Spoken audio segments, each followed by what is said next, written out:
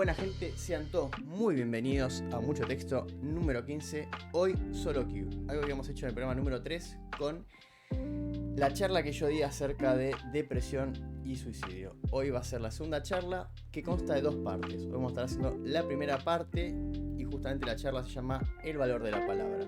Son dos módulos en la primera parte y dos módulos en la segunda. Así que hoy vamos a estar haciendo eso y más adelante, seguramente en un programa próximo, estaremos hablando de la segunda. Bueno, ¿y por qué el valor de la palabra? ¿Por qué hablar de que la palabra justamente tiene valor o tiene alguna importancia? Porque toda nuestra vida gira en torno a ella, tanto la vida externa como la vida interna. Las relaciones sociales se basan en la comunicación y la base de la comunicación es justamente la palabra. No solo con terceras personas, sino también con nosotros mismos. Es más, en la escala del desarrollo del ser humano, uno primero aprende a hablar con un otro y después ese habla externa se internaliza y se termina volviendo un habla interna. Es decir, el habla se transforma en pensamiento. Como siempre me gustaría empezar con algunas definiciones. Me parece importante partir de la definición de las palabras justamente para que estemos todos en sintonía. Y, ¿por qué no agarrar la RAE, ¿no? Que justamente es la encargada de definir las palabras en el idioma español? ¿Qué es el lenguaje según la RAE? La RAE lo define como facultad del ser humano de expresarse y comunicarse con los demás a través del sonido articulado o de otro sistema de signos. Me parece importante destacar la parte de sistema de signos, ¿no? Porque uno a veces utiliza de forma indistinta lenguaje de lengua, y como vamos a ver ahora a continuación, la lengua es la parte verbal del lenguaje. El lenguaje engloba todo tipo de comunicación siempre y cuando esté compuesto por un sistema de signos. Ya sea lenguaje verbal, como la lengua, el lenguaje no verbal, como los gestos, ¿no? Y la posición del cuerpo, y el lenguaje paraverbal, es decir, cómo se utiliza la palabra, ¿no? La entonación, los ruidos, los silencios, ¿no? La potencia, la rapidez con la que se habla, todo eso justamente repercute en el lenguaje. Y la segunda definición del lenguaje es que es un conjunto de señales que dan a entender algo. Es decir, que el principal objetivo del lenguaje es darnos a entender, dar a entender a un otro una idea, ¿no? Comunicarnos al final del día, ¿no? Que nuestro mundo interno pueda expresarse con un otro a través de un sistema de comunicación como el lenguaje. ¿Qué es la lengua? Es el sistema de comunicación verbal. Como ya dijimos, la lengua es la parte verbal del lenguaje. ¿Y qué vendría a ser la palabra? Bueno, la palabra es la unidad lingüística dotada generalmente de significado que se separa de las demás mediante pausas potenciales de la pronunciación y blancos en la escritura. Es decir, que la palabra es la mínima unidad que contiene sentido y que tiene significado dentro del lenguaje, que puede ser tanto escrita, ¿no? Una palabra escrita y se separa a través de blancos en la escritura, o puede ser verbal y justamente se separa de las demás habiendo pausas entre pronunciación de una y la otra. Y parece también importante destacar que la palabra tiene como origen, ¿no? La palabra justamente en latín parábola, que significa comparación. ¿Y por qué es importante entender que la palabra tiene su origen etimológico en la palabra latina comparación? Porque al final del día hay que entender que las palabras, y ya lo vamos a ver ahora más adelante cuando entremos en la lingüística como tal, las palabras sirven para comparar la palabra en sí, la parte física, ¿no? Del concepto, con el concepto en sí. Es una comparación. Y no es una definición exacta porque no hay ninguna correlación natural entre la palabra y el concepto. Únicamente es una comparación simbólica y una comparación arbitraria que hace el ser humano con toda la creación y toda la existencia misma. Entonces, entender que al final del día la palabra únicamente sirve para comparar cosas entre sí. Entonces, bueno, ¿qué es el lenguaje? Y para responder esta pregunta, que parece muy compleja, traje un pensador del siglo pasado, una persona muy importante y muy influyente, un lingüista, que se llamaba Saussure. Y Saussure fue el encargado, en el siglo pasado, de crear una ciencia que se llama semiología, que es la ciencia que estudia los sistemas de signos. Es decir, estudiaba el lenguaje, ¿no? Estudiaba cuáles eran las características principales del lenguaje, cuáles eran sus reglas, sus leyes, ¿no? Y después vamos a ver más adelante justamente las reglas universales que él impone al lenguaje y cómo, por ejemplo, tiene una dualidad entre ser mutable e inmutable a la vez. Entonces, Saussure nos habla del lenguaje, ¿no? Y justamente menciona que tiene, por un lado individual y por el otro, un lado social. Y acá empezamos a ver que hay cierta dicotomía, ¿no?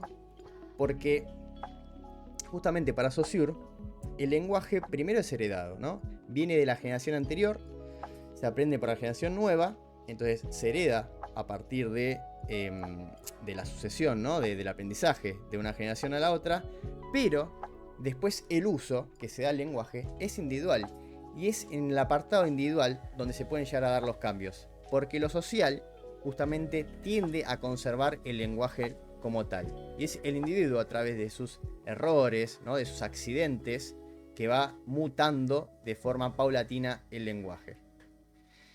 El lenguaje también, a su vez, implica un sistema establecido y una evolución. Justamente, otra dicotomía.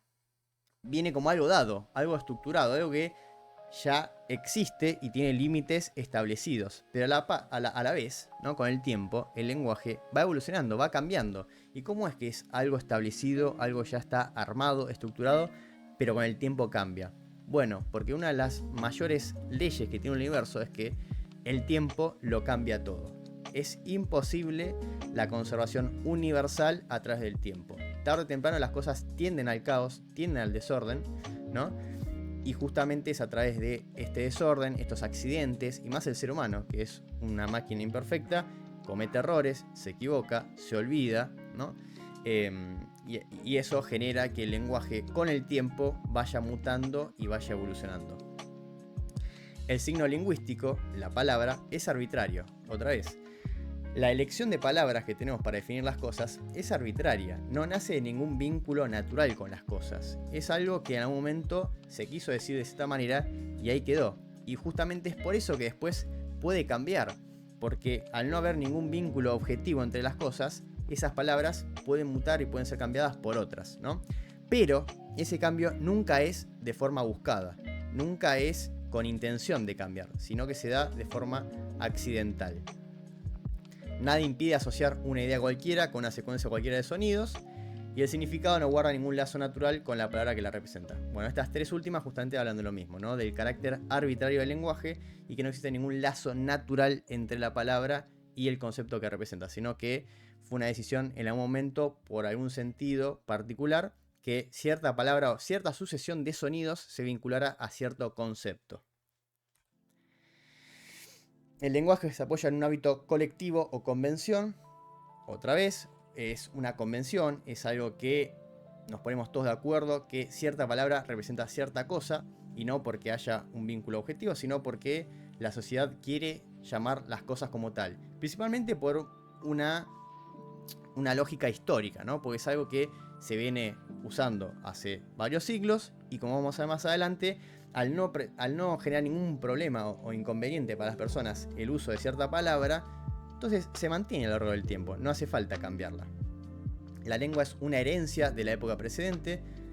Los individuos de la generación actual heredamos el lenguaje de la generación anterior, ¿no? Son nuestros padres, nuestros pares, nuestros familiares, nuestros maestros y toda la gente que conforma nuestro círculo cercano los que nos van a transmitir el lenguaje. Y son ellos a su vez los que, al transmitir el lenguaje de forma imperfecta, van a, en el traspaso de una generación a la otra, cometer ciertas omisiones o ciertos errores que van a modificar el lenguaje que vamos a recibir nosotros. Por lo tanto, ahí ya hay un pequeño cambio que se puede dar, y el uso después del individuo mientras se va desarrollando va generando también microcambios que, acumulados en cierta cantidad de individuos en un momento específico, puede generar un cambio a gran escala y modificar el lenguaje en una sociedad, en una cultura, en un pueblo, etc.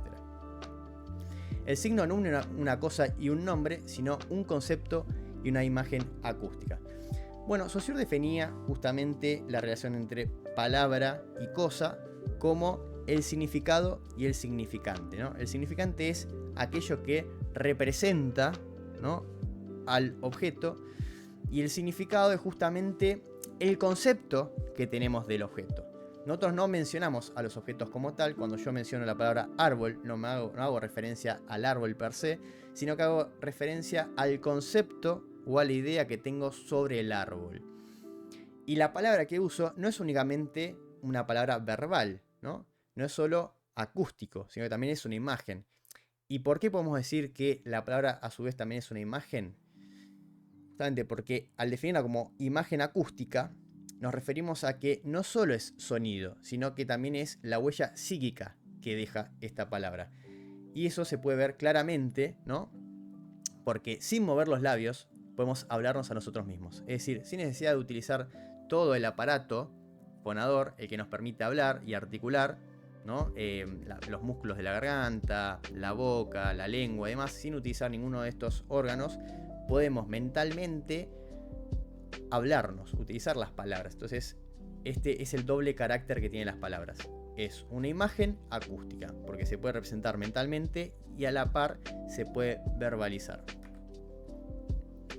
Y Saussure definía la lengua como una institución, ¿no? ¿Y por qué la definía como una institución?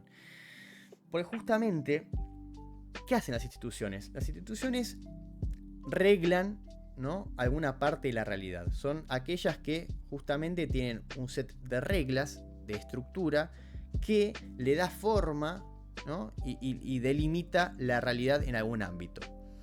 Y la institución justamente delimita toda la relación de comunicación en lo social.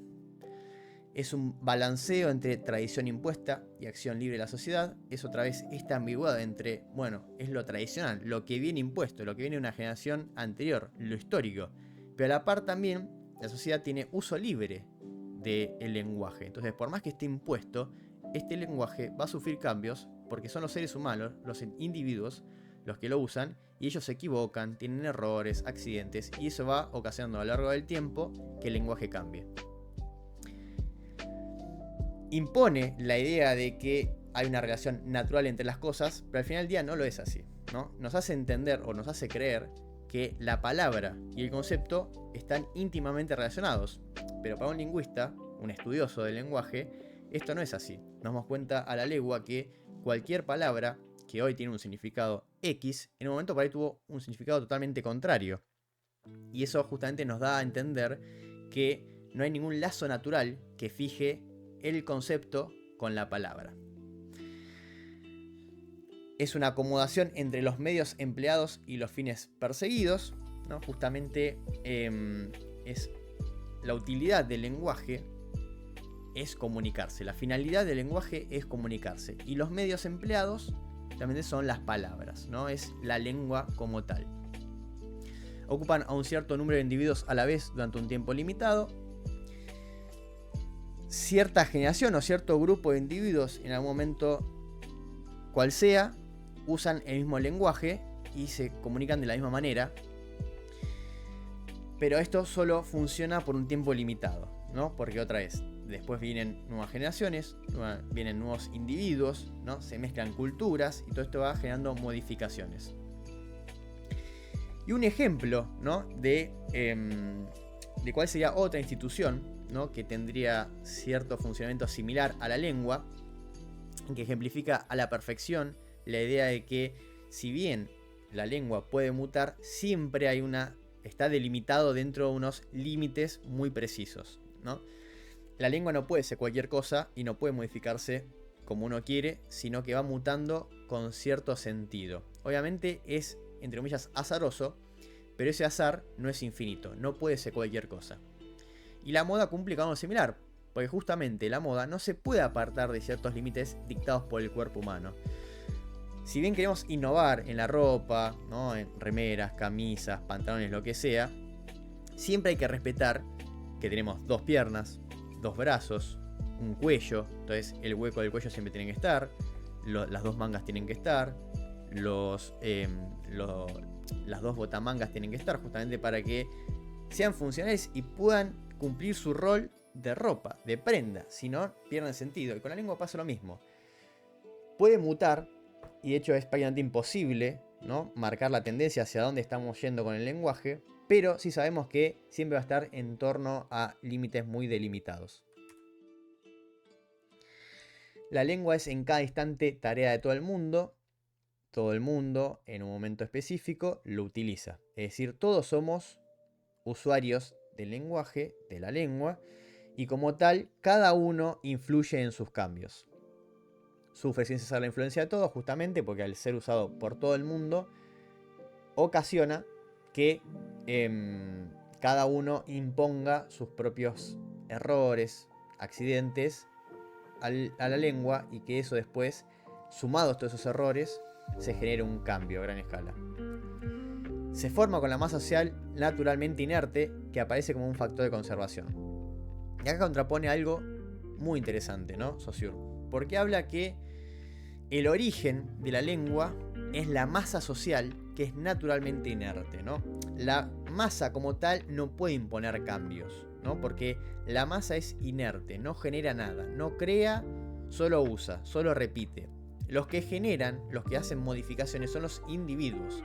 Los individuos son los que se contraponen al factor de conservación de la masa, ¿no? Entonces la masa no cambia nada, es más, la masa tiende a conservar, y de hecho lo vemos muy claramente cuando se quieren imponer cambios en el lenguaje. La masa en general, la sociedad como un todo, se antepone a estos cambios, ¿no? Se resiste a estos cambios. Por otro lado, el individuo sí quiere imponer estos cambios, entonces choca, ¿no?, la tendencia al cambio del individuo versus la tendencia de la conservación de la masa. Impera una razón relativa que no se puede comprender más que por la reflexión. Justamente, como no respeta ningún enlace objetivo entre las palabras y los conceptos, se tiene que imponer una idea, ¿no? O se tiene que buscar se tiene que tratar de comprender la lengua a través de la reflexión. La única forma de comprender la lengua es por la reflexión, porque, sinceramente, al no tener ningún factor objetivo, por más que escarbemos, no vamos a encontrar nada. Tenemos que crear la lógica que hay detrás. La lógica que vincula las palabras con los conceptos se crea y no se encuentra. No se podría concebir un cambio más que con la intervención de especialistas. Bueno, esto es una crítica que hace Saussure justamente a la sociedad, y es que dice: es imposible imponer cambios en la lengua de forma buscada, ¿no? De forma intencional. Pero, si se quisiera hacer, aunque no se puede, la única manera que considero que puede ser válida es a través de la intervención de especialistas. Es decir, a través de personas que estudien el lenguaje, que entiendan muy bien las reglas y las leyes que imperan sobre el lenguaje. Porque si uno no entiende el funcionamiento de algo, no puede cambiarlo. Para entender cómo modificar cosas sin romperlas o sin generar algo peor, uno tiene que entender el funcionamiento completo, ¿no? El signo está en condiciones de alterarse porque se continúa a lo largo del tiempo. Bueno, otra vez el factor del tiempo, ¿no?, que la segunda oración lo explica un poco más. Es una ley universal, el tiempo altera todas las cosas. Bueno, el tiempo justamente es el factor que impera sobre todas las cosas. Es lo que permite que el caos exista, ¿no? Es la tendencia hacia el desorden.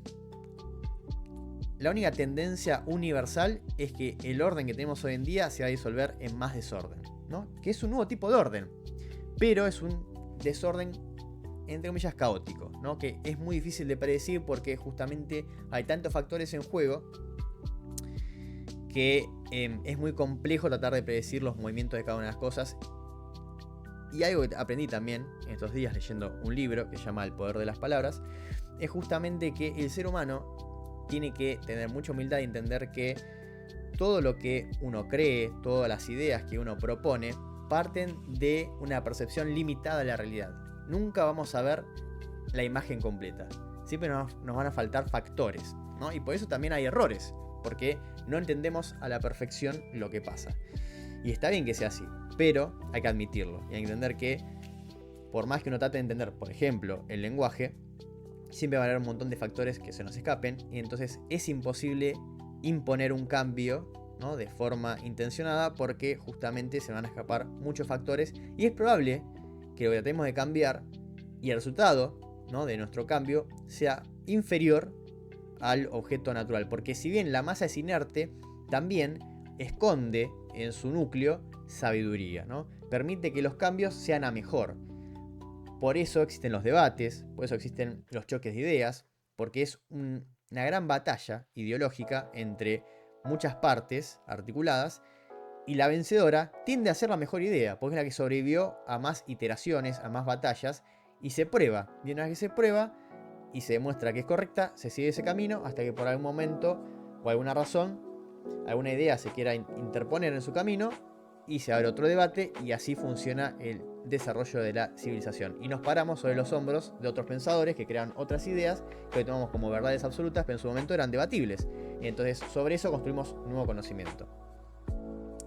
Hay una infidelidad relativa con el pasado. Justamente es lo que decía antes, que los padres le heredan el lenguaje a sus hijos, pero de manera imperfecta. Como no somos robots y no somos fotocopiadoras, no podemos repetir de forma fiel el lenguaje al 100%. Siempre va a haber errores, tanto de pronunciación como de uso de palabras, de conocimiento. Siempre va a haber fallo por algún lado. Entonces, justamente son estas infidelidades lo que van provocando que con el tiempo se vaya mutando el lenguaje. Lo que domina en toda alteración es la persistencia de la materia vieja. Bueno, y esto también tiene que ver un poco con lo que decíamos antes de la delimitación del posible cambio de la lengua.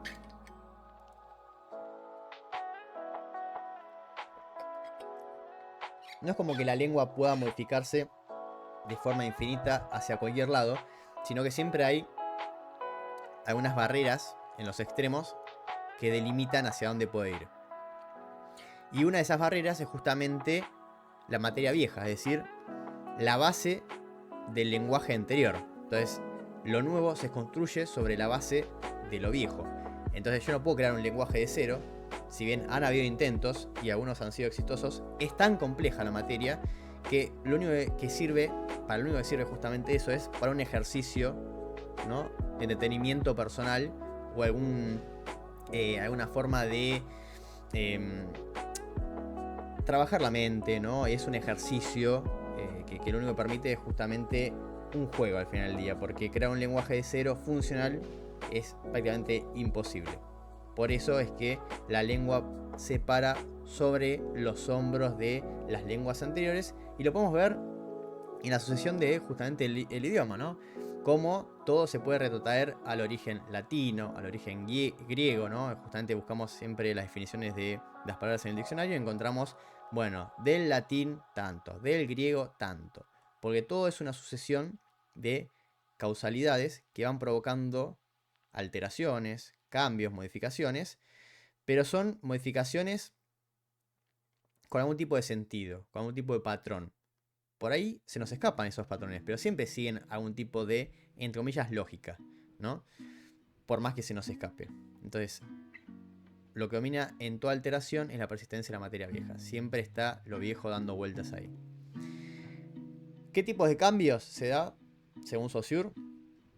Para Saussure, los cambios que se dan en el lenguaje son los desplazamientos de la relación entre idea y signo. Es decir, que la palabra que se usaba para definir cierto concepto en un momento cambia de relación. Y esa misma palabra ahora está ligada a otro concepto. Y el viejo concepto se liga a otra palabra, ¿no? Y esos son los cambios que se van dando. Y acá vienen las dos propiedades que le da Saussure al signo, es decir, a la palabra como tal. Para Saussure, por un lado, el signo es inmutable. Es decir, que no está ligado a la sucesión de generaciones, porque estas se mezclan, contienen individuos de todas las edades. Si bien decimos que los cambios se van dando un poco de generación en generación, estos no son cambios extremadamente delimitados, porque una generación siempre tiene un rango. Por eso, cuando hablamos, por ejemplo, de la generación, los millennials, ¿no?, la generación Z y demás, nunca utilizamos un año, un mes y un día específico, porque no todos los niños de esa generación nacieron exactamente el mismo día, ¿no? Tienen un rango de años, un rango de tiempo. Entonces, lo que genera eso es que los niños pertenecientes a esa generación tengan mucha variedad de edades. Entonces no es como un factor fijo para el cambio, porque no es como que todos los niños van a llegar a un punto que tienen 10 años y se comunican de cierta manera, y eso va a provocar que se modifique el lenguaje en ese momento. Cada uno va teniendo diferentes edades, se va relacionando con diferentes personas, y eso va generando otro tipo de variables y demás, que justamente eso ayuda a que el signo se vuelva inmutable. Los esfuerzos que exige el aprendizaje de la lengua materna imposibilitan un cambio general. Justamente, al ser tan complejo el tema de la lengua, y de hecho ya lo hemos visto con algunos ejercicios, como dije recién, el hecho de crear una lengua desde cero, es que es tan compleja y hay tantas cosas que se nos escapan, que es imposible hacer un cambio general, un cambio total. Decir, bueno, a partir de mañana la lengua se va a resetear y va a ser totalmente diferente. Porque es un proceso que toma literalmente años aprenderlo, y puede ser vitalicio justamente ese aprendizaje. Nunca se termina, porque uno siempre aprende nuevas palabras. Y es más, el ejemplo más cercano que tenemos de eso es la cantidad de veces nos vamos a leer a un libro y leemos una palabra y decimos, no entiendo el significado de esta palabra. Y justamente eso habla de que es tan complejo, tan extenso, y todo el tiempo está cambiando. Y nos pasa con el tema de las generaciones, ¿no? Escuchar palabras que usan el día a día jóvenes que nos llevan quizás 10 años menos, y nosotros no comprendemos, ¿no? Y cosas que pasaba lo mismo a nosotros con nuestros padres. Nosotros hablábamos de cierta manera y nuestros padres no nos comprendían. Entonces todos esos cambios generacionales, el tiempo que tarda a aprender un lenguaje de cero y demás, y el hecho de que uno este aprendizaje lo lleva a lo largo de toda su vida, imposibilita la posibilidad justamente de hacer un cambio a gran escala. Los sujetos son inconscientes de las leyes de la lengua. ¿Cómo van a poder modificarlas? Si bien existen profesionales que estudian la lengua, la gran mayoría no lo somos. No somos lingüistas, no somos expertos en semiología y no entendemos a la perfección la relación que hay entre las palabras y los conceptos. Entonces, si nosotros tenemos falta de conocimiento en algo, es muy difícil después querer cambiarlo. Es como querer armar un motor de un auto sin tener el conocimiento. Para un mecánico va a ser muy sencillo cambiar las piezas, desarmar el motor, armarlo, desarmarlo, hacer cualquier tipo de modificación. Pero para nosotros los legos, en el tema del armado de un motor, nos va a ser prácticamente imposible, ¿no?, armarlo. Y lo mismo pasa con el lenguaje. Los únicos capaces de entender, por lo menos de una manera más compleja, la lengua, son los expertos, los lingüistas. Y ni siquiera ellos podrían tener la capacidad de modificar el lenguaje per se, porque hay muchos factores que son inconscientes y se nos escapan, ¿no? Porque también hay preferencias, hay todo un aspecto del lenguaje inconsciente, que es, por ejemplo, preferencias con ciertas palabras, o ciertos significados, ciertos conceptos, ciertas ideas. Hay tendencias naturales hacia ciertas cosas. Entonces eso imposibilita justamente que el signo cambie. Los hechos lingüísticos apenas provocan la crítica. Bueno, como hemos dicho hace un ratito, justamente como esto funciona, como la lengua funciona, cumple su objetivo, hay que comunicarse y nos comunicamos y todos nos entendemos, no habría razón aparente por qué cambiarlo. ¿Por qué debería cambiar la lengua si con lo que está establecido hoy en día alcanza y sobra, ¿no? Y es en muy pocos casos donde se da una crítica, ¿no?, directa hacia la lengua y se trata de modificar de forma arbitraria. Y vamos a ver más adelante que eso no tiene mucha... no corre con mucha suerte, porque justamente los cambios impulsados desde la arbitrariedad de algún individuo no tienen mucha funcionalidad, no funciona a largo plazo, se termina cayendo eso. Cada pueblo está generalmente satisfecho de la lengua que ha recibido. Bueno, lo mismo, ¿no? Que yo aprendí mi lengua y nunca se me ocurrió ningún tipo de crítica hacia ella, me sirve, es útil, me puedo dar a entender, me entienden, así que no tengo ninguna crítica, no busco ningún tipo de modificación. Y acá hay un apartado que me parece bastante interesante, ¿no?, para finalizar esta parte inicial de la charla, y es el tema de las malas palabras.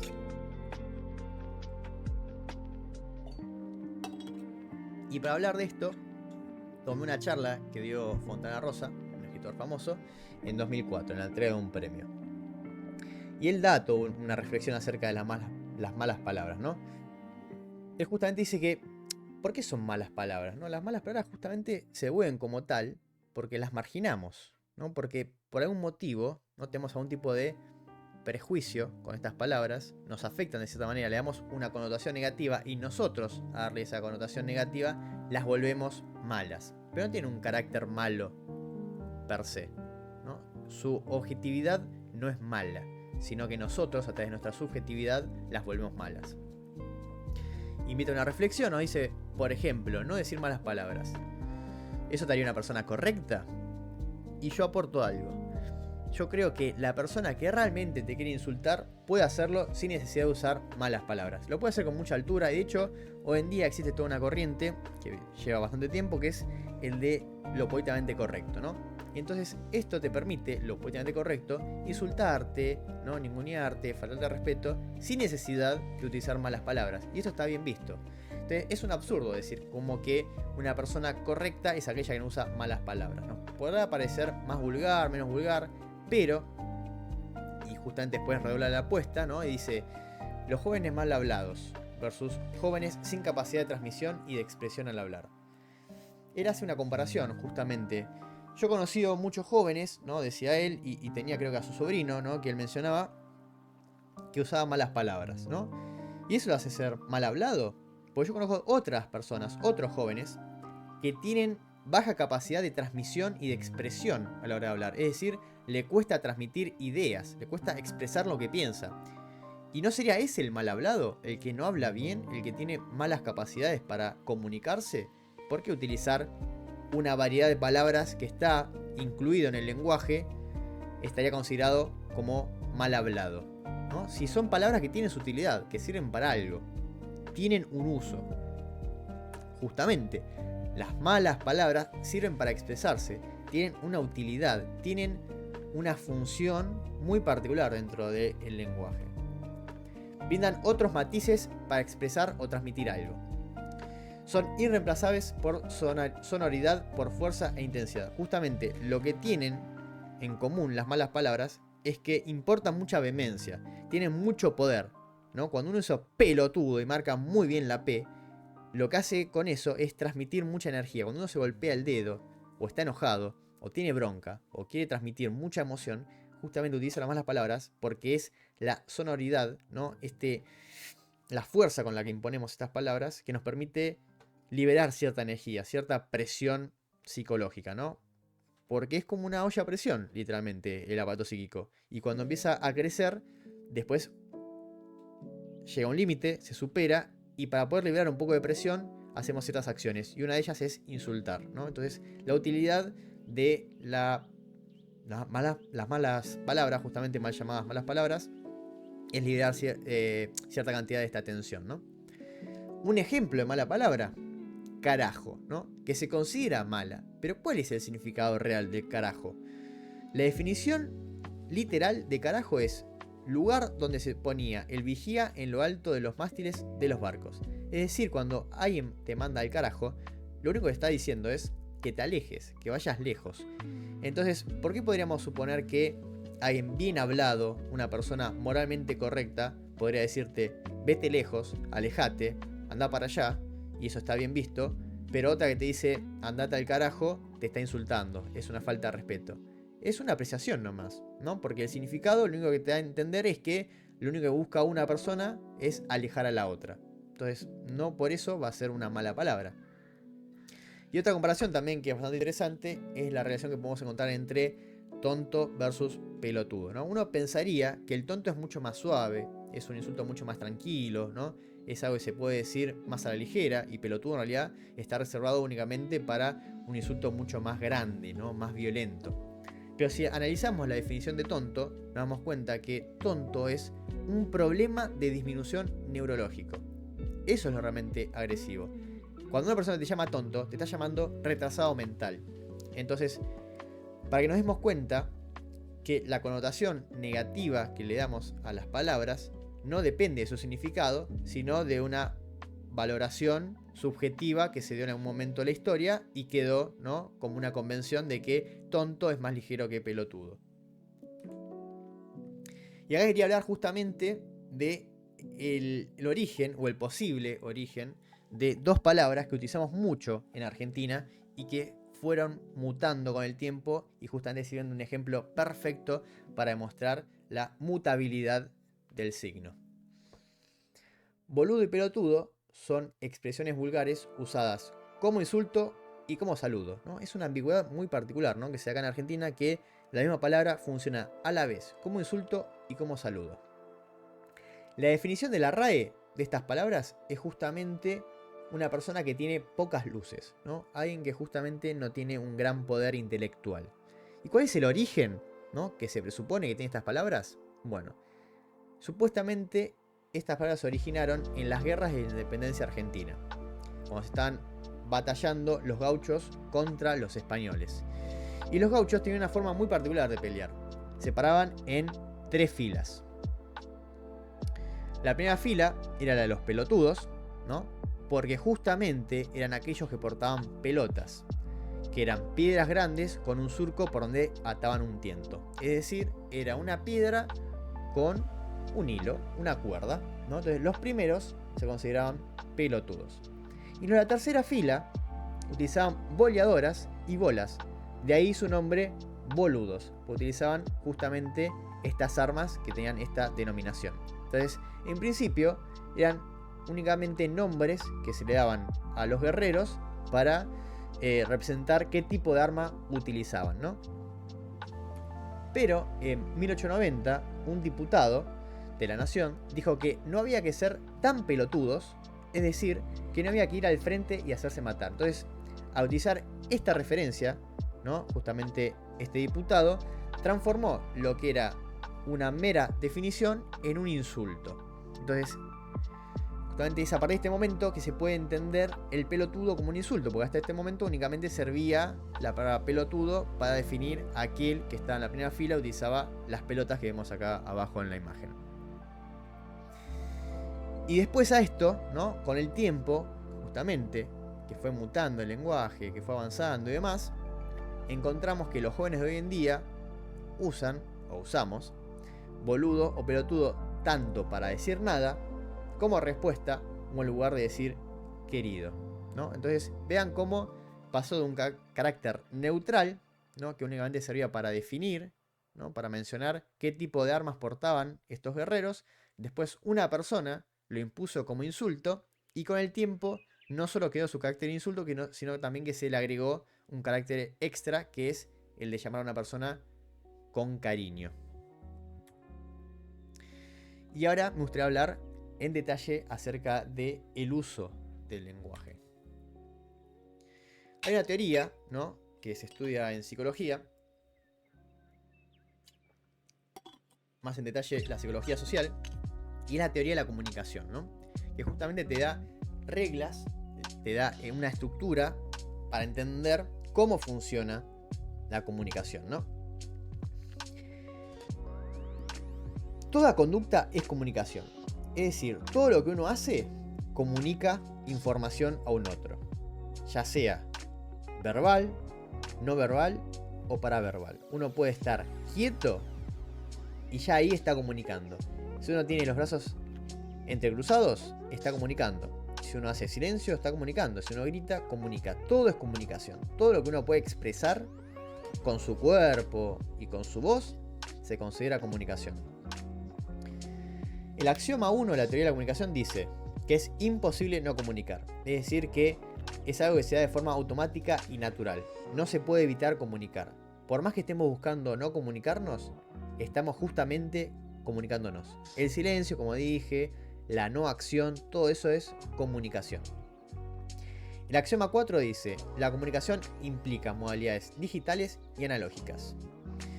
La digital es la información verbal, ¿no?, la parte de la lengua, ¿no? Y la analógica es la información no verbal, es decir, expresiones faciales, contacto visual, lenguaje corporal. Bueno, ahí tenemos justamente el lenguaje verbal y el lenguaje no verbal. La percepción social: captar información para tratar de comprender el comportamiento de los demás. Bueno, justamente lo que hacemos los seres humanos es tratar de entender nuestro entorno buscando patrones, ¿no? Buscamos siempre verdades ocultas. Juntamos factores que parecen en primera instancia independientes, pero buscamos el factor en común y así tratamos de entender la realidad. Obviamente es un sistema falible y muchas veces ocasiona errores, ¿no? Y de ahí nacen cosas como el prejuicio, como la discriminación, que vamos a hablar más adelante. Pero hay que entender que el sistema mental del ser humano funciona de esa manera, buscando patrones entre las cosas.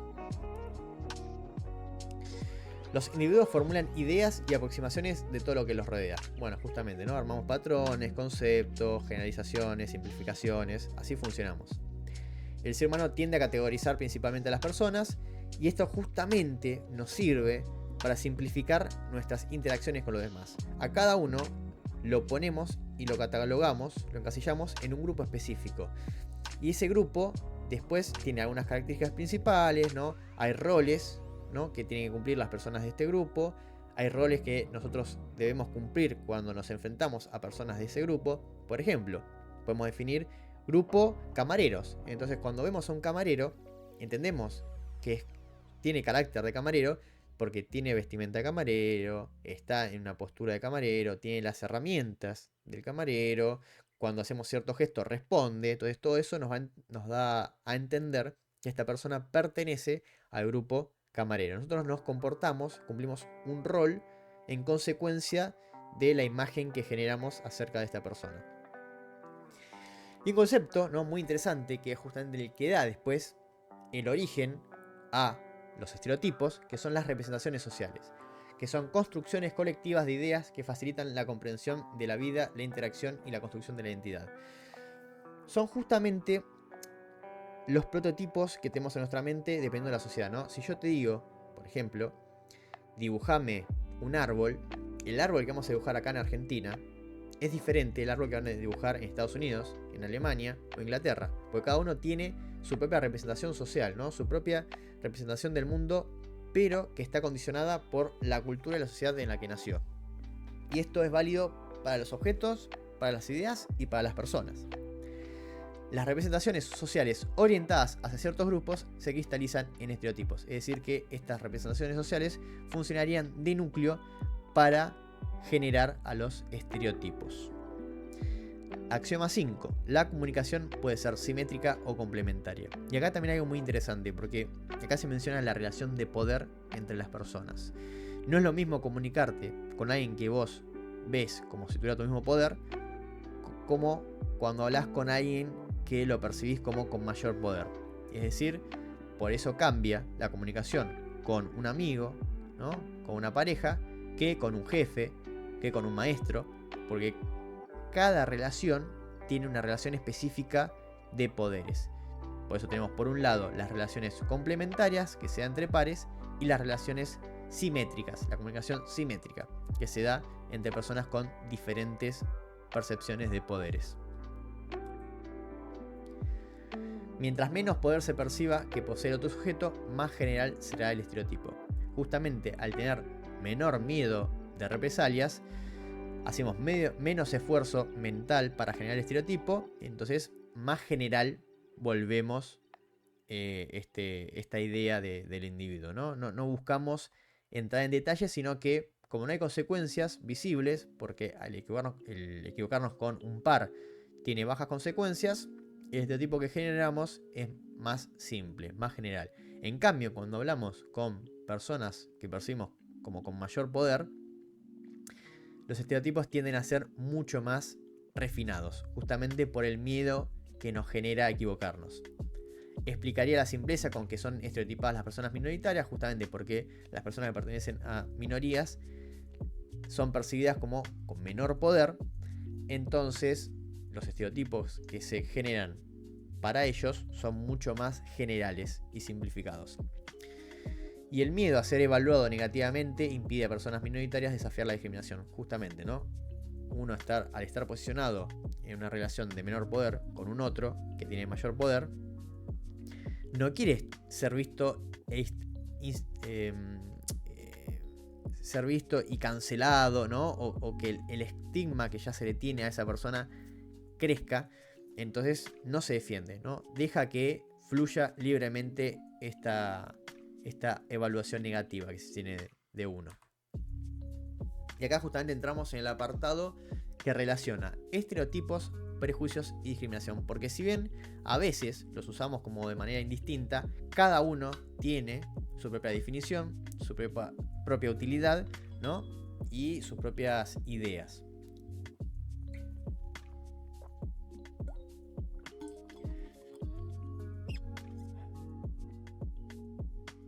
Entonces, ¿qué es el estereotipo? Y esto es como una mamushka, ¿no? El estereotipo sirve de base para el prejuicio sirve de base para la discriminación. Es de menos a más. El estereotipo es la imagen típica e instantánea que surge cuando se piensa en un grupo social particular. Bueno, como habíamos dicho antes, los estereotipos están orientados hacia las personas. Uno únicamente tiene estereotipos de grupos, de personas, no de objetos.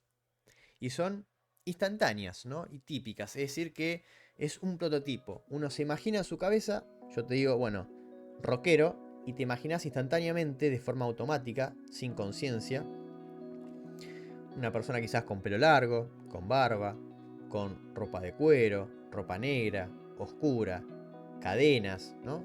Justamente tenemos estas características principales que son más o menos compartidas por los miembros que se perciben como parte del grupo rockeros.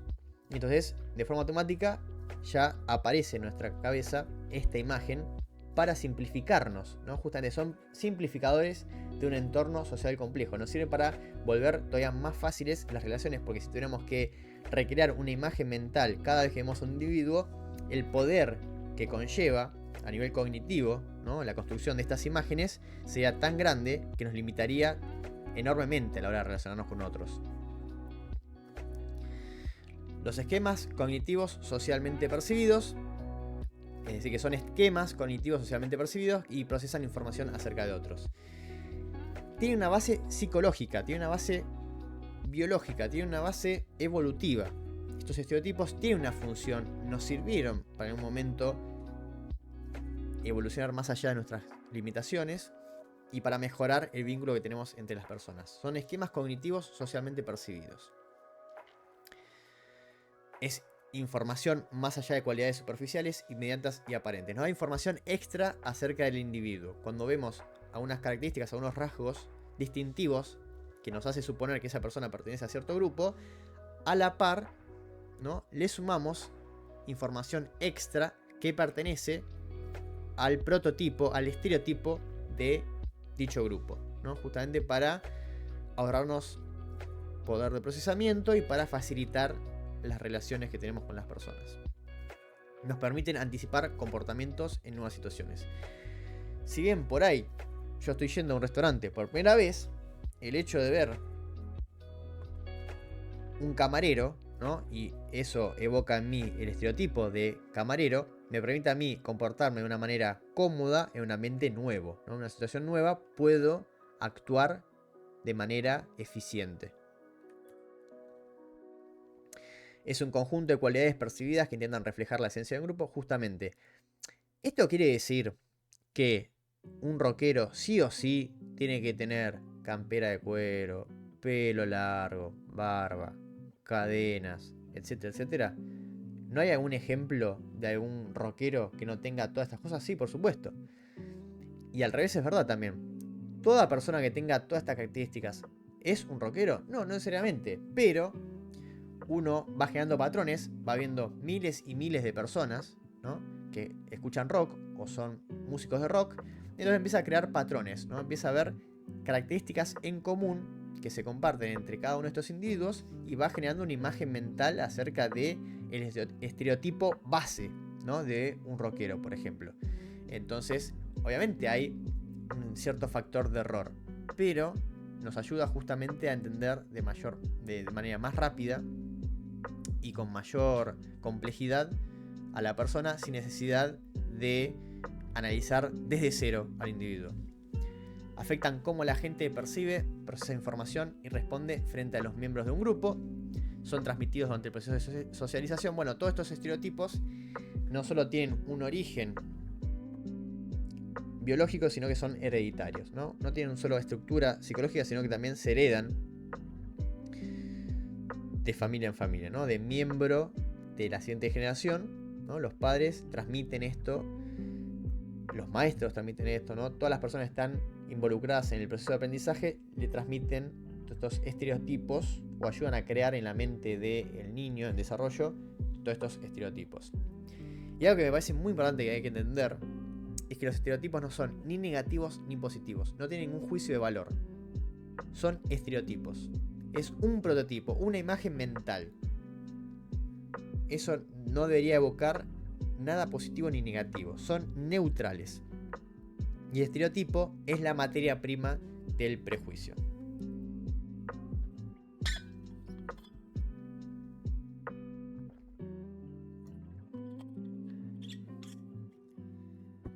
¿Qué es el prejuicio?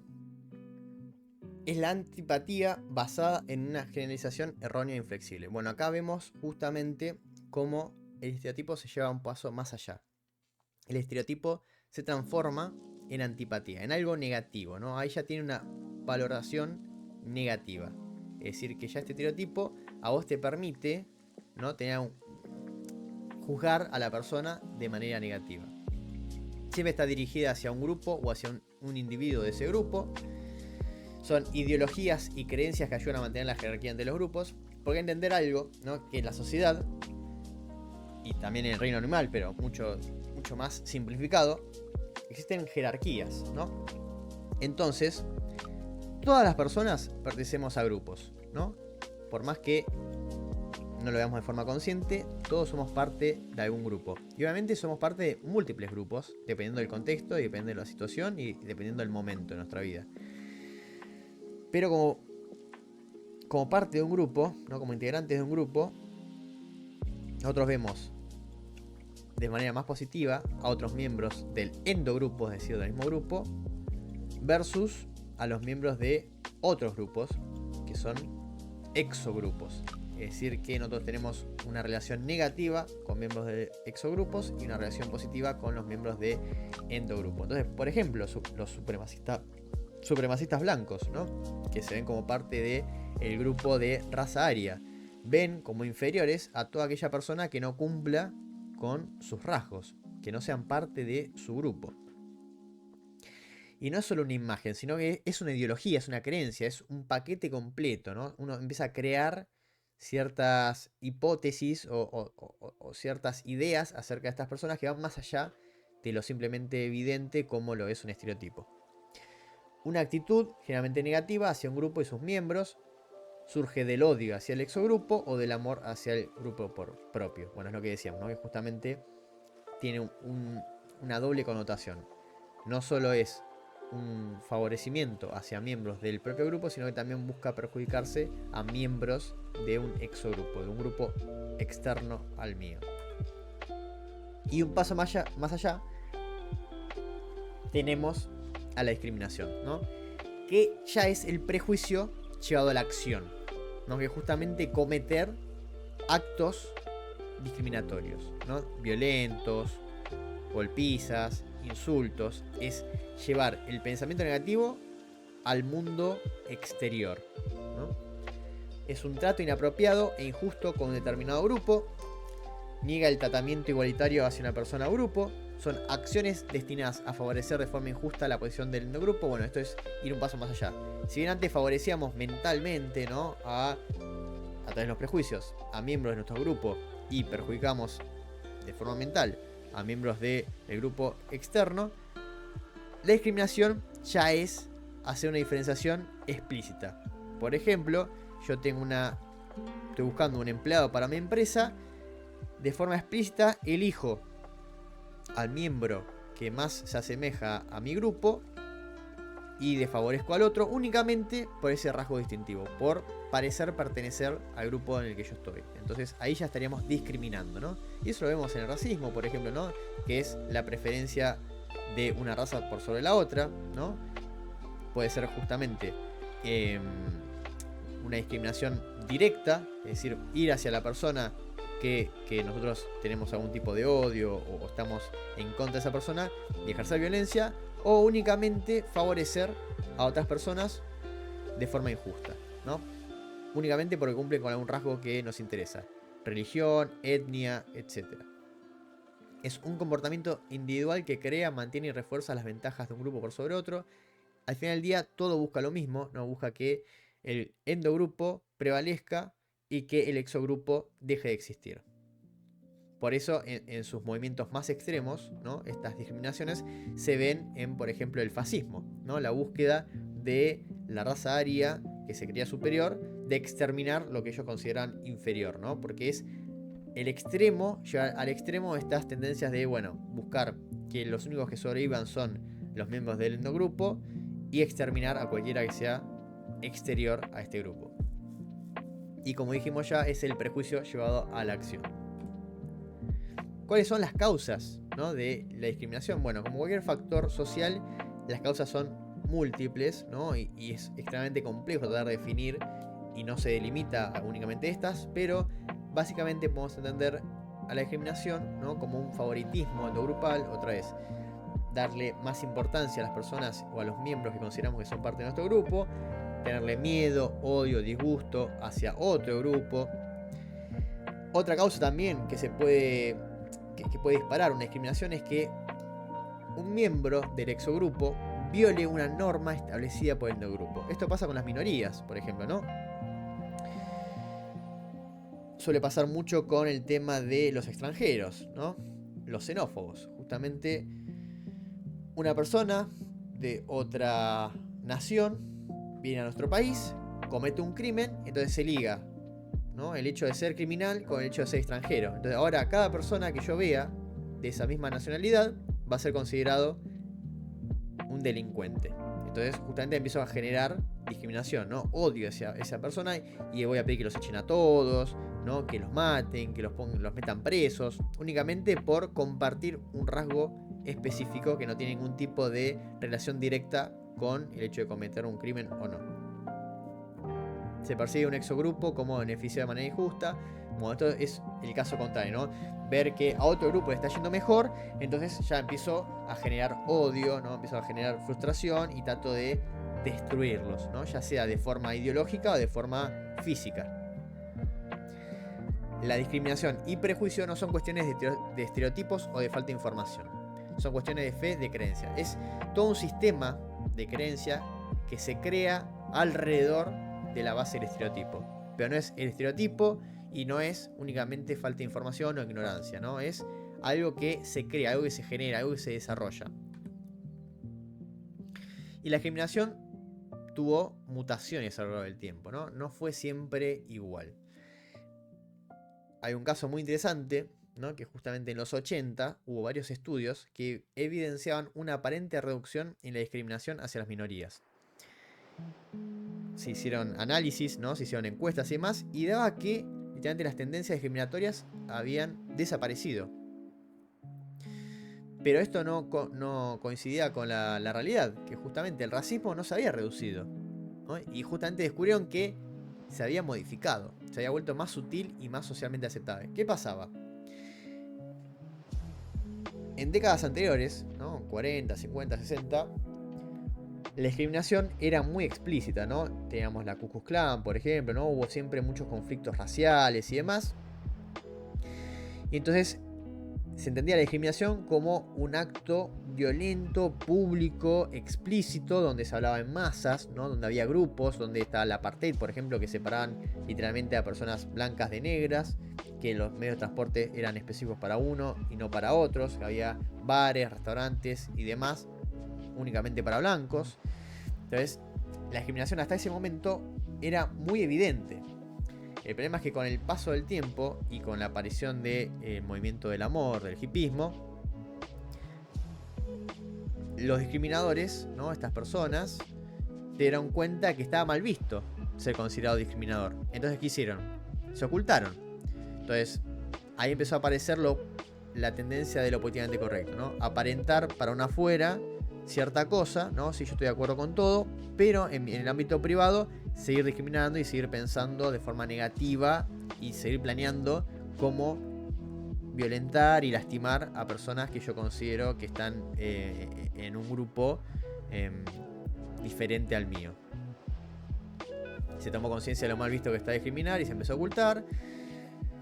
Y algunas formas, ¿no?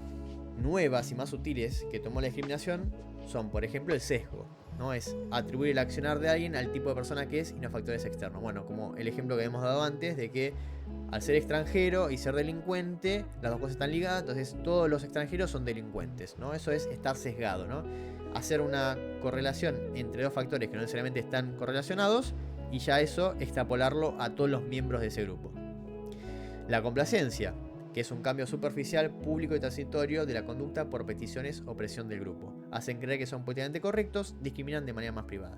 Otra vez, de boca para afuera, somos todos tolerantes, estamos todos de acuerdo con todos los derechos, nos parece todo perfecto. Pero en nuestro círculo íntimo y cercano, damos rienda suelta a nuestro pensamiento extremo y somos totalmente discriminadores. Algunas conclusiones. La percepción de pertenencia a grupos distintos desencadena conductas prejuiciosas discriminatorias para favorecer al propio grupo.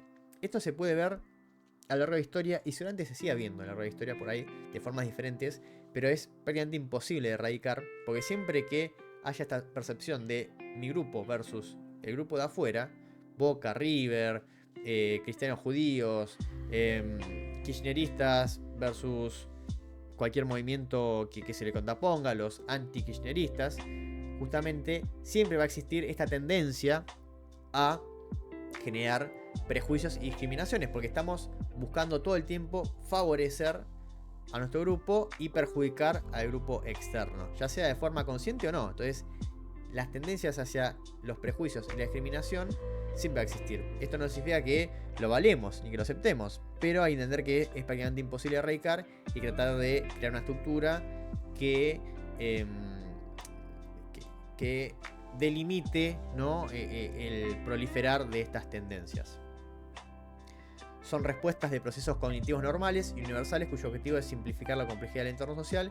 Justamente es el estereotipo llevado al extremo junto a la percepción de un endogrupo versus un exogrupo, genera estas tendencias a la discriminación y los prejuicios. El prejuicio y la discriminación son fenómenos omnipresentes y universales. Justamente distribuyen a lo largo de toda la historia de manera quizás más explícita y violenta, y hoy en día de forma más sutil, y seguramente siga mutando en otras formas que por ahí llegue un momento donde sean prácticamente imperceptibles, pero van a seguir estando. Y de hecho hoy en día hay mucha búsqueda constante de encontrar dónde está esta discriminación, y a veces se transforma un poco como una búsqueda o una caza de brujas, ¿no? Buscando donde en cualquier rincón posible todo es discriminación y todo es prejuicio, y llega un momento donde prácticamente uno no podría dar ningún tipo de opinión porque cualquier cosa podría ser considerada prejuicio y discriminación, así que hay que tener mucho cuidado con buscar, ¿no? Erradicar cualquier tipo de apariencia de discriminación, porque uno después al final del día va a terminar ocasionando lo opuesto, ¿no? Censurar el libre discurrir de los pensamientos, y eso es también bastante peligroso. Y como último apartado, uno de los últimos apartados, quería traer justamente el lenguaje inclusivo, ¿no? Que hace varios años estuvo en boca de todos, fue una moda que muchos consideran pasajera, que ya terminó, pero se buscaba, ¿no? Justamente imponer un cambio de lenguaje, y cuando hablo de imponer no necesariamente es a través de la violencia más, sino que por ahí con buenas hipótesis o buenos razonamientos buscaban modificar el lenguaje, pero como veníamos hablando antes, el lenguaje no se puede modificar de forma voluntaria, sino que es el paso del tiempo y los errores accidentales de los individuos lo que van generando el cambio del lenguaje. Pero para tener un poco de contexto, el lenguaje inclusivo, que en realidad tiene otros nombres también, como lenguaje no sexista, de género neutro, ¿no? Y demás, no tiene origen en el corto plazo, sino que nació en los 70, ¿no? Fue una propuesta de los feminismos de esa época en todo el mundo, no fue solo un movimiento erradicado en una nación específica, sino que se dio en simultáneo en todo el mundo, ¿no? ¿Y cuáles eran unas de las estrategias que tenían justamente estos movimientos para modificar el lenguaje y volverlo más inclusivo? Bueno, recurrir a la palabra persona para evitar el masculino genérico, ¿no? En vez de utilizar las palabras como presidente, ¿no? Utilizar la palabra persona, ¿no? O sea, para evitar hacer referencia al género. Aceptación de la versión femenina de sustantivos masculinos, ¿no? como justamente se trató de impulsar en el gobierno de Cristina, ¿no? Que decía todos y todas, ¿no? Presidente, presidenta, académica, ¿no? Utilizar no solo la versión masculina, ¿no? Sino que también agregar el apartado femenino. Prescindir del uso peyorativo de palabras relacionadas con la orientación sexual como marica, con identidad de género como machona o con el cuerpo gorda. Es decir, todas cosas pueden ser consideradas insultos, ¿no? Evitar la cosificación de las personas, evitar el uso de la palabra mujer como sinónimo de esposa, ¿no? Esto también es algo que hoy en día se sigue criticando, ¿no? Hay mucha gente que no utiliza la palabra mujer para hacer referencia a la pareja, sino que dice, bueno, mi pareja, ¿no? O mi compañera, o, bueno, cualquier otra forma que supla la necesidad de utilizar la condición de mujer como sinónimo de pareja. Evitar el uso de señora, señorita, señora de, viuda de, y utilizar el apellido de las mujeres para darle visibilidad a la mujer y que no sea únicamente un objeto, ¿no? un complemento del hombre, sino que también tenga su propia identidad.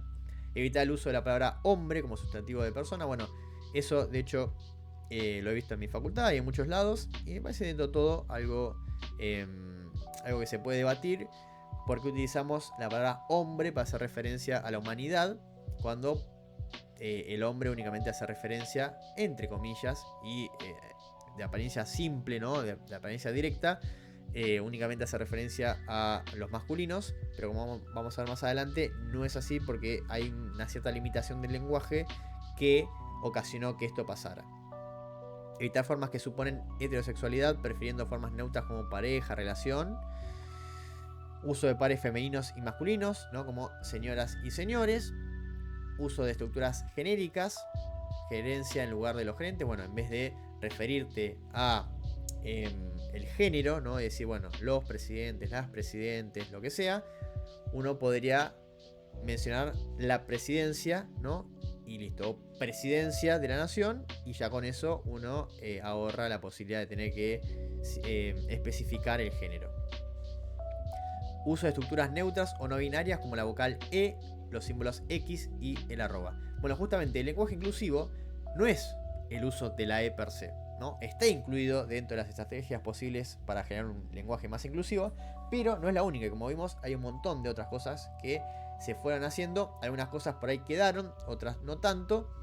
Y previo al uso de la E, justamente teníamos el uso de la X y el uso de la arroba. Y todos creo que a medida que fuimos creciendo y fuimos teniendo interacciones en las redes sociales, fuimos viendo cómo muchas veces se utilizaba, ¿no? El señor X, ¿no? Que justamente cuesta decirlo, cuesta verbalizarlo porque es una letra que es muy incómoda de pronunciar en medio de una palabra. Y después, como respuesta a eso, nació el uso de la E. Ahora bien, el uso de la E específicamente, ¿no? Como apartado del lenguaje inclusivo. ¿Cuándo empezó a existir? Bueno, fue propuesto en 1976. Fue la solución a los problemas de pronunciación de las otras alternativas. Bueno, como dije, la X y el arroba vinieron antes, fueron predecesores al uso de la E, pero por los problemas que ocasionaban, justamente a la hora de pronunciar, de verbalizar, las palabras con X, como vemos ahí, señorx, y el arroba también, señor, y no sabemos cómo pronunciar justamente el arroba, porque no tiene un sonido per se. Como respuesta a estos problemas, a esta problemática, surgió el uso de la E. Y otra cosa que justamente mencionan los que están a favor del uso de la E es que no incumple con un criterio muy específico del lenguaje, y es el de la economía del lenguaje, que versa de la siguiente manera. La economía del lenguaje implica que vos deberías poder decir una idea y utilizar la menor cantidad de palabras posible, ¿no? Es decir, que vos deberías ser lo más directo y lo más concreto posible. Entonces, si yo tengo que usar más palabras para decir lo mismo, ahí ya estaría rompiendo con el criterio de economía del lenguaje.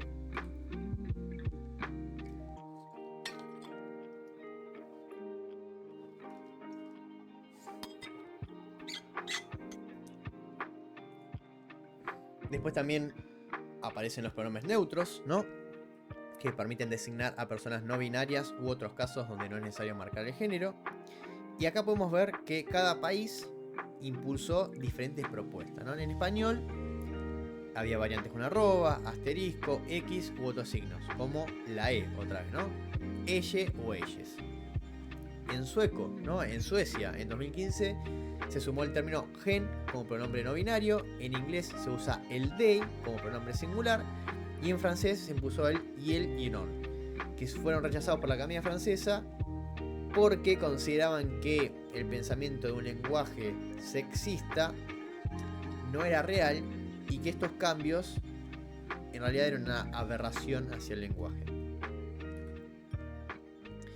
¿Qué tenía para decir el lenguaje la RAE hacia el lenguaje inclusivo? Bueno, fueron bastante críticos al respecto, ¿no? Y justamente mencionaban que era innecesario el uso de la E en vez de la O para incluir a hombres y mujeres en los plurales. Y después, bueno, dieron, ¿no? Explicaciones porque, otra vez, si bien las palabras son arbitrarias, su evolución sigue una lógica, ¿no? Tiene un origen, ¿no? Las palabras de hoy en día fueron originadas de palabras anteriores, que a su vez tienen un origen anterior, y a su vez así podemos retrotraer todo hasta el origen latino, el origen griego, y podemos ir más atrás todavía. Hacen explícito su género mediante determinantes o adjetivos, ¿no? Que si uno quiere incluir a miembros femeninos, por ejemplo, no hace falta incluir la E, sino que se puede utilizar un artículo. Podemos decir el artista, la artista, y ahí ya estaríamos diferenciando entre hombres y mujeres. Que el masculino en el lenguaje es el género no marcado, que el masculino incluye a su vez a las mujeres, ¿no? Cuando uno dice, por ejemplo, hombres, estaría incluyendo también a su vez a las mujeres, ¿no? Pero cuando uno menciona el género femenino, que es el género marcado, esa palabra no estaría incluyendo justamente el masculino. Entonces, el masculino es el incluyente y el femenino no. No marcado, justamente el miembro de una posición binaria que puede abarcarla en su conjunto. Entonces, la palabra masculina embarcaría no solo la masculina, sino que también la femenina. Y por X motivo, si por alguna razón se piensa que no alcanza con estas reglas, con estos usos, se puede ir más allá y se puede utilizar algo que se llama fórmulas desdobladas, que es utilizar justamente las dos variaciones, los dos géneros en simultáneo. Es decir, los españoles y las españolas, ¿no? Que Cristina justamente en su momento hacía uso de esta fórmula desdoblada, decía todos y todas, argentinos y argentinas, ¿no? Que es como un prototipo de lo que después se transformó en el lenguaje inclusivo como tal, que es el uso de la E. Bueno, otra vez, desdoblar las expresiones daría libertad para elegir la forma de expresarse, ¿no? Que según la RAE, los que estaban en contra del lenguaje llamado sexista o los que querían impulsar el lenguaje inclusivo eran una minoría, ¿no? Y si la minoría quería hablar de forma diferente, puede utilizar, ¿no? Tenían libertad de utilizar esta forma de hablar que es el desdoblamiento de las expresiones. Pero que no tenían que desestimar el uso lingüístico de la mayoría. Es decir, que si la mayoría quiere hablar de cierta manera, no tendrían que imponerle su visión, sino que podrían utilizar otras herramientas que están aprobadas y son válidas dentro del lenguaje para hacer uso justamente de un lenguaje más inclusivo. Recomendar opciones minoritarias que no contradigan la interpretación generalizadora. Justamente seguir las reglas del lenguaje y no romperlas, como el uso de la E, que rompe las reglas lógicas y normales del lenguaje, que el masculino es el género no marcado, etcétera, etcétera. Absurdo concluir que la mayoría que emplea masculino plural no comparte objetivos de igualdad. Bueno, en esto estoy un poco de acuerdo, ¿no? Ya etiquetar a una persona como discriminadora o alguien que está en contra de los derechos de las minorías y demás únicamente porque utiliza el lenguaje como le fue enseñado y educado, bueno, habla de una simplicidad de pensamiento medio compleja, ¿no? La situación de desigualdad entre géneros es independiente de las opciones gramaticales. Bueno, y esto también yo adhiero que por el simple hecho de modificar el lenguaje no se va a exterminar con la desigualdad. Mismo que la discriminación, ¿no? Que se pensaba que en su momento la discriminación dejó de existir. Al contrario, lo que hizo fue modificarse y transformarse en formas más sutiles.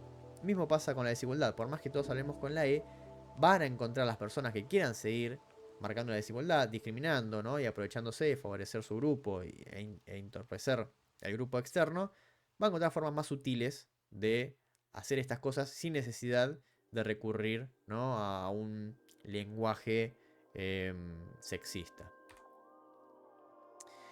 La RAE rechaza la pretensión del lenguaje no sexista en sus vertientes más radicales. Uso indiscriminado de desdoblamientos. Bueno, también critica que, si bien está la libertad de utilizar los desdoblamientos, ¿no?, las expresiones desdobladas, no es algo que haya que utilizar en demasía, ¿no? No debería utilizarse en todo contexto, sino por ahí en momentos más específicos, porque justamente al utilizar demasiados desdoblamientos, lo que hacemos es romper el principio de economía del lenguaje, que habla justamente, como decíamos antes, que obtener el máximo efecto posible a partir del mínimo esfuerzo, ¿no? Que deberíamos ser capaces de decir la misma idea con menos palabras. Y si utilizamos muchas veces la fórmula del desdoblamiento, lo que hacemos es utilizar más palabras de las necesarias, porque según la RAE, el masculino ya estaría abarcando a su vez el femenino. Entonces, al utilizar las dos palabras en simultáneo, estamos haciendo uso de palabras extras y por lo tanto estamos rompiendo con la economía del lenguaje. Y otra razón también que da la RAE, justamente por qué se podría llegar a considerar el lenguaje machista, ¿no? ¿Por qué se utilizan los términos masculinos para definir tanto a hombres y mujeres? Y es que en latín, que es uno de los orígenes de nuestra lengua española, las terminaciones de los nombres y pronombres coinciden en sus formas masculinas y neutras. Es decir, que en latín no hay diferenciación entre el masculino y el neutro. Entonces, la misma palabra o la misma terminación se utiliza tanto para definir a los hombres, ¿no?, a los masculinos, como a todo el mundo en general.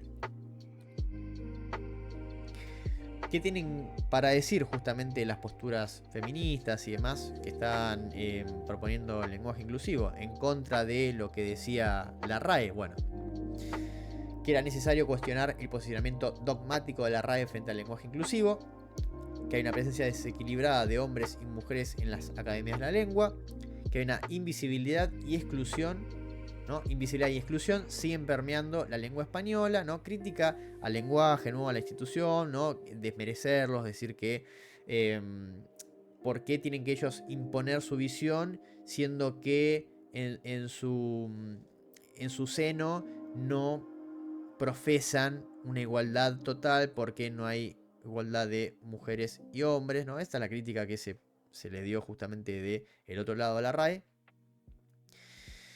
Y que, bueno, dicha tradición ha sido puesta en cuestionamiento en los últimos años y la RAE sigue empeñada en no admitirlo. Bueno, ¿no?, como que es una postura dogmática que no invita a la reflexión y que están tan empeñados en defender, ¿no?, sus ideales, que no dan el brazo al torcer y siguen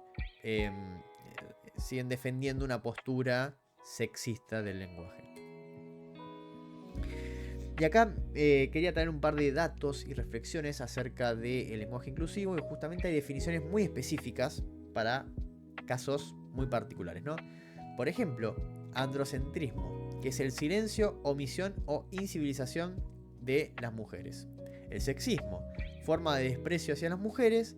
Y la ginopía, que es la miopía a lo femenino, su existencia y sus obras, no consciente, naturalizada y automática. Bueno, hay tres palabras para definir lo que normalmente hablamos de forma indistinta, ¿no? Todo es sexismo, todo es machismo, y creo que está bueno estudiar en profundidad estos temas y entender que no es lo mismo una persona o un hombre, por ejemplo, que ejerce violencia física hacia la mujer, que una persona común y corriente que únicamente habla con el lenguaje que aprendió, ¿no? O sea, la violencia, entre comillas, que estaría ocasionando ambas personas es totalmente diferente y cada una entraría en una categoría distinta. Entonces, no está bueno justamente poner todas las personas en la misma bolsa, sino tratar de entender que cada una tiene diferente peso dentro de este sistema opresor machista que tratan de elaborar, ¿no?, estas corrientes del feminismo.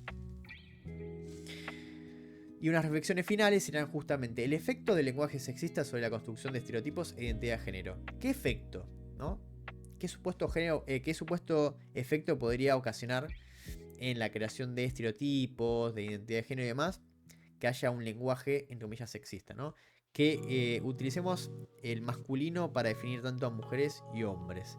¿Qué tipo de conceptos de género y demás nos permiten a nosotros construir en nuestras cabezas? ¿No? De forma inconsciente, por supuesto, pero a reflexionar, ¿no? Con todo esto, yo trato de no tomar posturas, porque si bien adhiero con cosas de un lado y con cosas de otro, siento que esto es tan complejo que es difícil decir, bueno, la postura correcta es tal. Entiendo muy bien lo que dice la RAE, justamente que el lenguaje es una tradición, que viene heredado, que es imposible, como decía Saussure, cambiarlo de forma explícita, ¿no? Que alguien decida cambiarlo por motus propio. Pero también entiendo que al ser una construcción social, la lengua, ¿no? Que es una institución más, ¿no estaría también sujeta a mejoras y modificaciones? ¿No podríamos nosotros, quizás de manera particular, modificar algunas cosas que no funcionan más, que están obsoletas? Dependerá de cada uno opinar si, por ejemplo, el lenguaje como está hoy en día es perfectible o es perfecto, ¿no? Y ya está, y no hace falta modificar nada. Dependerá también el contexto de cada uno, la sociedad y demás. Y como apartado final, las últimas dos filminas, quería trabajar un poco acerca de la toxicidad en los videojuegos, ¿no? Es un uso virtual, ¿no? de la comunicación, pero creo que hoy en día, no solo en los videojuegos, sino también en las redes sociales, hubo una proliferación de estos apartados que decimos, ¿no? Los prejuicios, la discriminación, la violencia. ¿Y de dónde viene todo esto? Primero me gustaría definir qué es la toxicidad, por lo menos en los videojuegos, ¿no? Es cualquier comportamiento agresivo hacia adversarios y aliados que contribuye a la aparición de emociones desagradables, mal humor y dificultades comunicativas. Es decir, todo aquello que genera un mood negativo, ¿no? Que la gente sienta emociones negativas, ¿no? Y lo que me parece muy destacable, ¿no? O muy particular a tener en cuenta es que estas agresiones no sean únicamente con los contrincantes, con los enemigos, con las personas a vencer, sino también con los compañeros, lo que me parece bastante particular también, ¿no? Como me hace ruido eso, porque no deberíamos estar todos cooperando en un objetivo común para derrotar a un... Justamente, ¿no? Esto, no somos todos parte del mismo endogrupo y deberíamos trabajar en conjunto para derrotar al exogrupo. ¿Qué tan mal tenemos que estar como sociedad para no solo atacar al exogrupo, sino también al endogrupo? Algo que estamos rompiendo en las estructuras mentales para habilitar este uso de la comunicación bastante aberrante. La sociedad nos enseña a competir entre nosotros en lugar de colaborar o trabajar en equipo. Bueno, justamente una de las razones que se le puede dar a este ataque interno al endogrupo es que la sociedad no nos incentiva a colaborar, a ser cooperativos, sino al contrario, desde el colegio, con las notas, desde el deporte, con los puestos y las medallas, todo siempre es competir contra los demás. Todos son mis enemigos y todos los tengo que vencer. Nunca es, bueno, trabajemos todos en equipo para hacer nuestra mejor versión, sino voy a tratar de hacer todo lo posible para destacar por encima tuyo, ya sea yo mejorando o perjudicándote de forma directa. El anonimato de internet favorece comportamientos socialmente cuestionables. Bueno, otro factor muy interesante de analizar es justamente lo que provoca el tema del anonimato. El hecho de no estar cara a cara, el hecho de la virtualidad, provoca que todos estos factores se retroalimenten, porque al no tener un contrincante cara a cara y las consecuencias de mi accionar no sean directas ni visibles, me permite a mí dar rienda suelta a mis pensamientos, ¿no? Y a mi comportamiento. Entonces ya no tengo inhibiciones, porque las consecuencias que me pueden llegar a ocasionar insultar a una persona en internet son prácticamente nulas. Entonces, ¿por qué debería evitarlo? Lo hago. Y la sensación de impunidad en la que todo vale si se hace online. Exactamente. Como es internet, hacemos de cuenta que no pasa nada. No soy yo, es mi versión de internet. No, pero es que en las redes sociales nos manejamos diferente. Entonces te puedo insultar, es un chiste, una broma. Bueno, y lo que antes pasaba en la vida real, bueno, ahora pasa en las redes sociales, pero se multiplica a la enésima potencia, ¿no? Porque damos rienda suelta a nuestra forma de pensar, a nuestra forma de discriminar, de generar prejuicios con los demás, sin ningún tipo de inhibición. Porque si bien antes en lo presencial también se daba el miedo a que haya represalias violentas, físicas, judiciales y demás, nos inhibía a accionar de esta manera. Pero en las redes sociales y en los videojuegos no existe esto. Entonces se da rienda suelta a todo esto. Justamente el castigo no es inmediato ni proporcionado. Es decir, que no hay consecuencias directas. Entonces, si no pasa nada diciendo esto, lo sigo diciendo. Sucede también en las redes sociales. Bueno, y la última definición que quería traer a colación justamente en esta charla es la de troll, ¿no? Que hoy en día se menciona muchas veces. Y el troll es toda persona que en foros de internet y redes sociales publica mensajes provocativos, ofensivos o fuera de lugar con el fin de molestar, llamar la atención o boicotear la conversación. Bueno, son personas que buscan llamar la atención, ¿no? Y lo único que intentan es lastimar a los demás, ¿no? Su único objetivo es ese, generar caos.